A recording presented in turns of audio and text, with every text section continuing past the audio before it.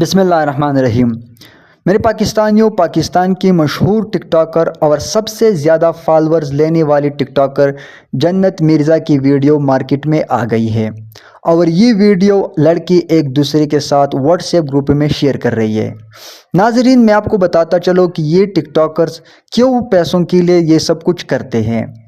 ناظرین، یہ ٹک ٹاکرز اپنے پیسوں کے لیے نہ اپنی فیملی کی عزت کو دیکھتی ہے اور نہ اپنی عزت کو دیکھتی ہے۔ یہ ہمیشہ اپنا ویڈیو بناتی ہے اور پھر خود وائرل کرتی ہے تاکہ ہمیں زیادہ فالورز ملے۔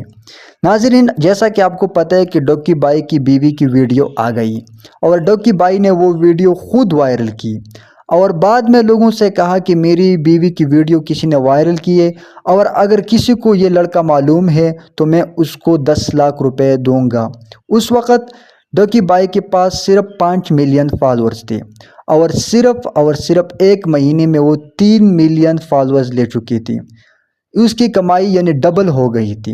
ناظرین، یہ ٹک ٹاکرز اپنی کمائی بڑھانے کے لیے خود اپنی ویڈیو بناتے ہیں اور پھر اس کو وائرل کرتے ہیں تاکہ ہم سوشل میڈیا پر ٹرینڈ بنے، لوگ ہمیں پہچانیں، لوگ ہمیں فالو کریں، اور اس کے بعد ہماری کمائی ڈبل ہو جائے۔ ناظرین، یہ لوگ اس کے لیے یہ سب کچھ کرتے ہیں۔ خدا حافظ۔